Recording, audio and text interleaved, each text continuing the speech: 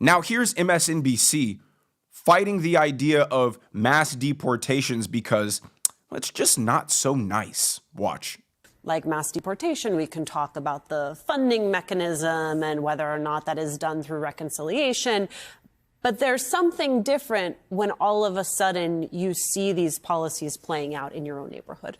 Oh, absolutely. You know, we were talking about this earlier. Like, you know, the one thing is that you can say mass deportation in the abstract. It's a very different thing when people see their neighbor and their community, the person whose kid played ball with their kid.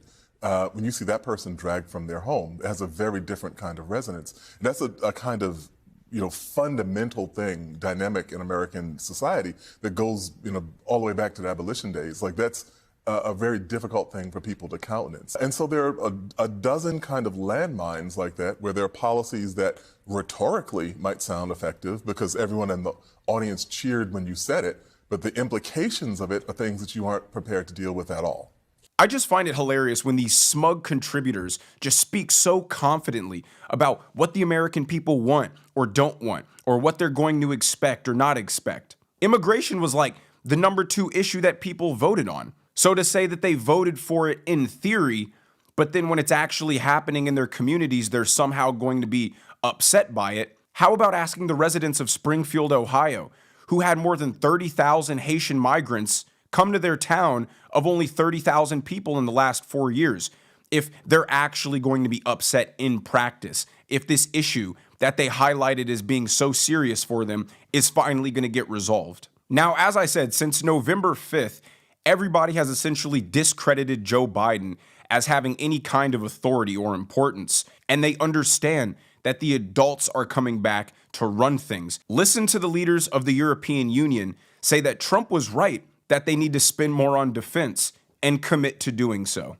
Watch. There have been reports on Trump wanting the NATO countries to increase their defense spending to 5%. What's your thought about this?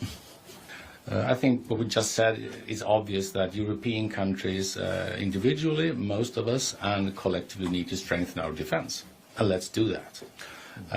And let's do it partly because we cannot in the long run ask for the US to be the kind of the main sponsor of European defense.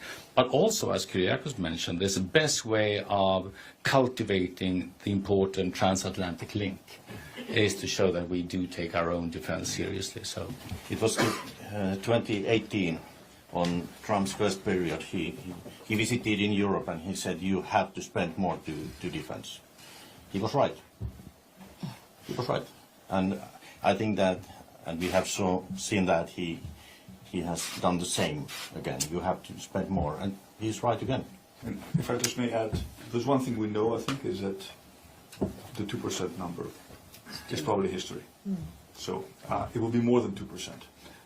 So we know we will need to spend more than 2%, but it will become very clear, as we've said, once we interact with the new president, what is the figure that we will agree on within NATO.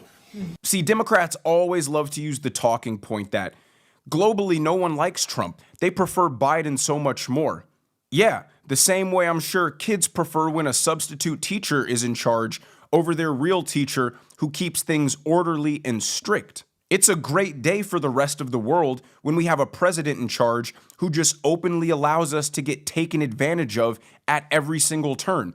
Whether it's trade, whether it's national defense, whether it's open border policies. Everybody knows that the United States is not to be toyed with. So when you have a leader in charge who openly allows the world to just pillage us and use us and scam us, it's a great day for everybody because everybody becomes rich at our expense and our citizens suffer. That's why you saw the turnout you did in this last election. People are so concerned with us threatening tariffs to our allies. Yeah, you know why?